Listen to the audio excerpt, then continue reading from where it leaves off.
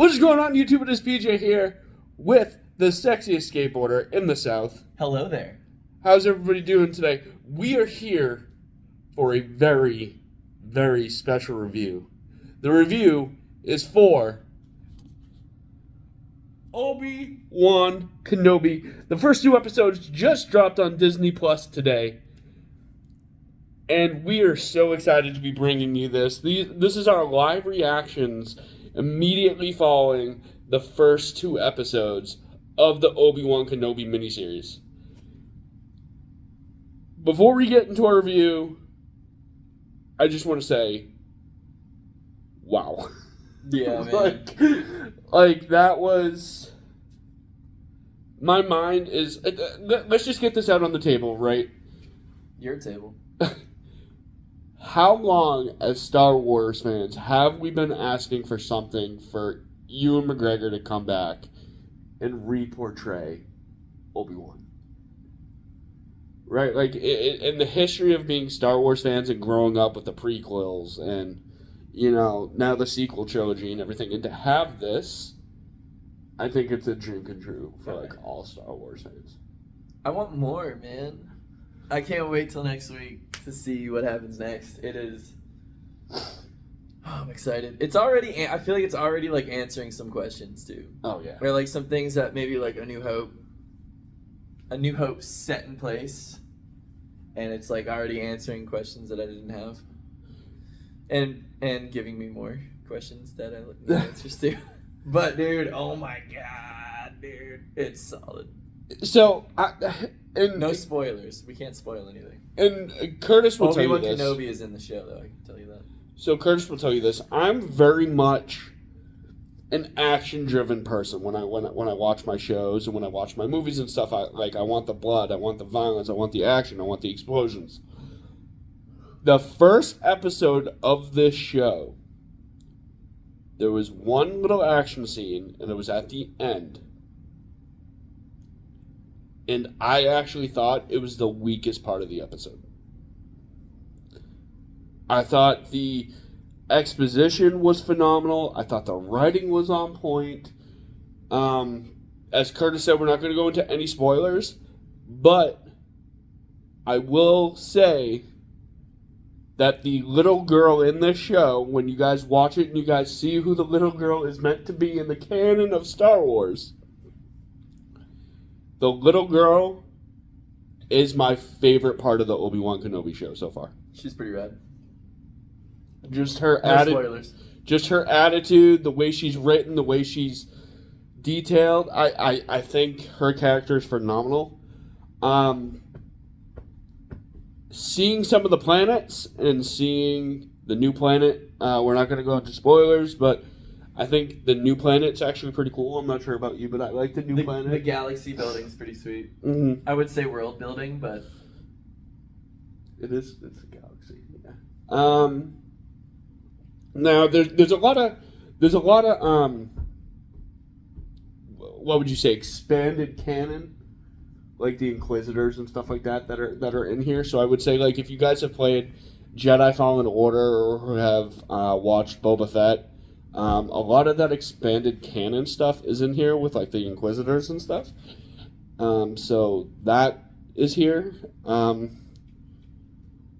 will say the two episodes differ very much in tone, though. Right? Where I feel like the first episode of this is basically reconnecting you back to what happened during I feel like the rise of the Galactic I feel like Empire. most of the show is going to be kind of a slow burn, but in a good way. It's going to be a lot of story. At least that's what I'm hoping for. And the way you mentioned how both episodes are, like, very different feel, like, I'm kind of hoping that's the vibe of the whole show. Like, I hope we get, like, chunks of, like, differentness. You know what I mean? Mm-hmm. Instead of just blandness. But, I mean, I don't think Obi-Wan Kenobi's going to be bland. I'm really hyped on this. I will say the cinematography in both the episodes were fantastic. Like, some of the shots, and just the way they had spacing and some of the action scenes, and, like, the little touches that Ewan McGregor puts on the characterization of Kenobi, like at one point, Curtis got excited just by the way like the Kenobi's beard. grabbing his beard. Totally. I don't know. Yeah. Like he just has a way about it, you know. He's a way about it with the hood on. So if you like growing up, so my favorite movie out of the prequel trilogies was Revenge of the Sith. Same.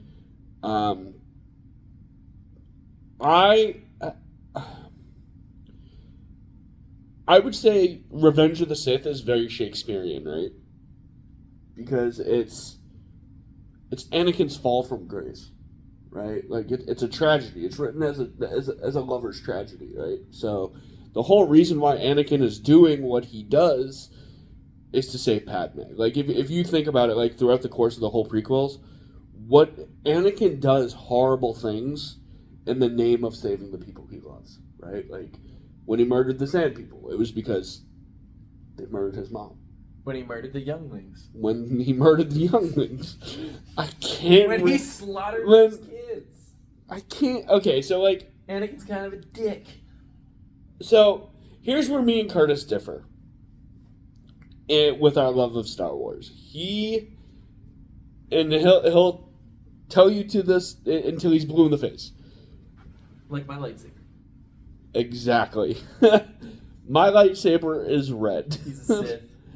I am very much of the mindset that I feel like the Galactic Empire and Anakin's fall from grace wouldn't have happened if the Jedi weren't set in their ways. I mean, the Jedi made some missteps, of course, but I mean, that's no reason to go on, Sith. Like, there's a line. I feel like Sith kind of crossed that. And I think that, especially if you're a new Star Wars fan coming in and watching Obi-Wan Kenobi, please don't start with this. Don't start with it. Don't start with this. Yeah, because it will ruin a lot of the prequels. And I can't really say how much of like the original trilogy will ruin because we haven't really touched on original trilogy stuff yet. Well, it's before. But it's before, so this is the bridge between yeah. This series is a prequel. So, like I said, episode 1 and 2 definitely had different feels. My review of episode 1, if I had to put a number on it without spoiling anything, I would probably give it an 8.5. Solid 8.5 for episode 1. What about you?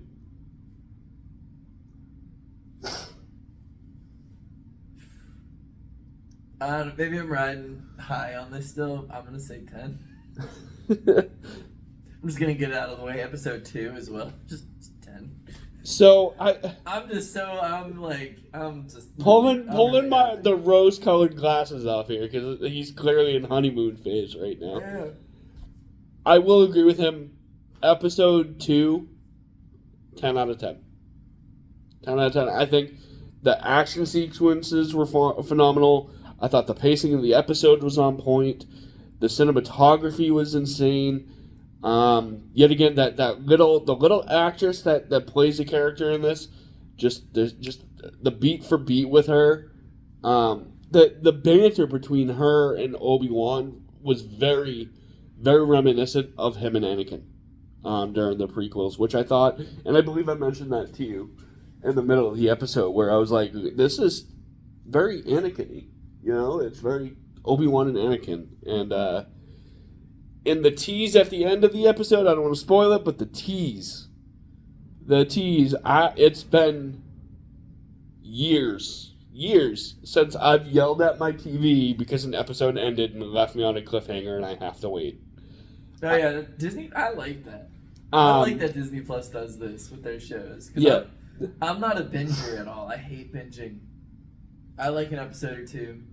I call it my goal, right? Because I haven't seen the Clone Wars yet. I was like, I'm gonna try to watch the Clone Wars before Kenobi comes out. I think I started it in January or something like that. When did I start? I don't know. Either way, I'm on season 2.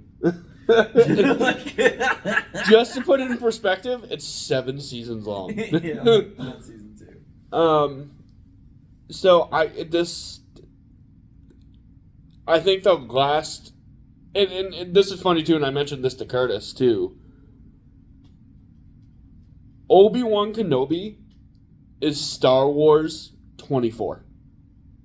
Like, Obi-Wan Kenobi is Jack Bauer. He really is. So if any of you who have watched 24, you'll understand that reference when you see the show. I'm actually going to show Curtis a little clip of this so he can be like, all right, I get why you said that. I'm going to show him after we do this review. But, guys, if you have the chance and you're a Star Wars fan and you love the universe, you love the canon, you love everything about it, please watch this show.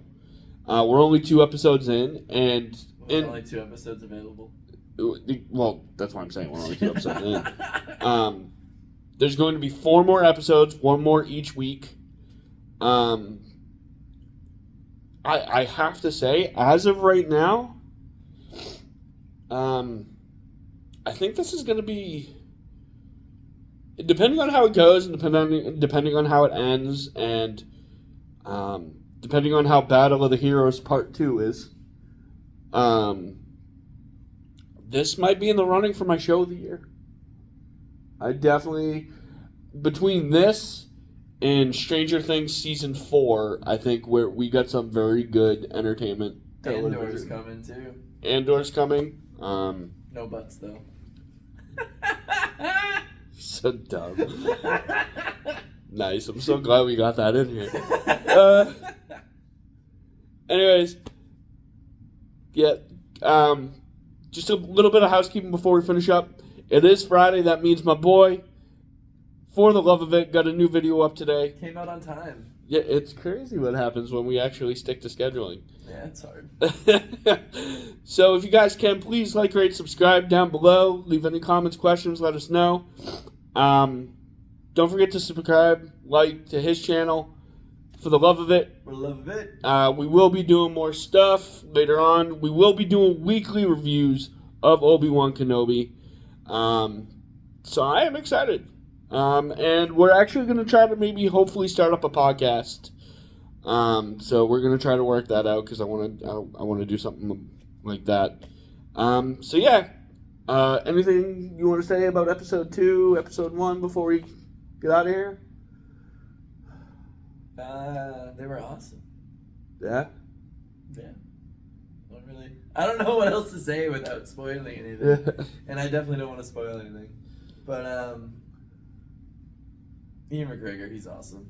And it's so good to see him as Obi-Wan again. I think the last movie I saw with him was Christopher Robin. That Really? live-action Winnie Pooh movie. I think that was the last. It's funny that you brought up Winnie the Pooh because Disney lost the rights to Winnie the Pooh, so now they're making a horror Winnie the Pooh movie. Why? I'm actually pretty excited. I don't want a horror Winnie. It's called like Winnie the Pooh and Honey and Blood. I don't want to see that. I'm so excited. No. It's almost as good as Marcel the Shell. Did you see Christopher Robin? No. It was such a good movie. Was it? What's Ian McGregor? He plays a grown-up Christopher Robin. It was fantastic. I feel like anything Ewan McGregor touches is gold. What else was he in? He was in Moulin Rouge. He was in that. I didn't see that. Oh, he was in Attack of the Clones. Yep. Obviously, the prequels. Oh, The Phantom Menace. Yep. Anyways, guys, 8.5 for episode 1 from me. Big Fish. Never seen it. Oh, man, that's a trip of a movie. Big Fish was fantastic. And we're just going to try to list off. So we're clearly we're in love with Ewan McGregor, apparently. Big Fish was fantastic. You need to see that movie. On a scale from 1 to 10, what would you say that would be? Awesome. All right. Well, there's like no action, though. It's not an action movie. However, Yellow Card, the band Ocean Avenue, they wrote a song just about Big Fish. Seriously. Do you remember their song "How I Go"? Yeah. That was Big Fish. You realize this review just got wholly off topic, right? That's fine. Well, not really. We're talking about Ian McGregor and Yellow Card, and Big Fish, and other things. Anyways, guys, please like, rate, and subscribe down below. Don't forget to subscribe to his channel for the love of it, and apparently go watch Big Fish. It's so good. If you haven't seen Big Fish, go watch it. Just like binge Obi-Wan Kenobi, or no, binge Ian McGregor stuff to prepare yourself for Obi-Wan Kenobi. So watch Big Fish, Christopher Robin. So I guess I got you McGregor stuff to watch tonight. Guys, thank you. We love you. Enjoy Big Fish and Obi-Wan Kenobi. Bye. Bye.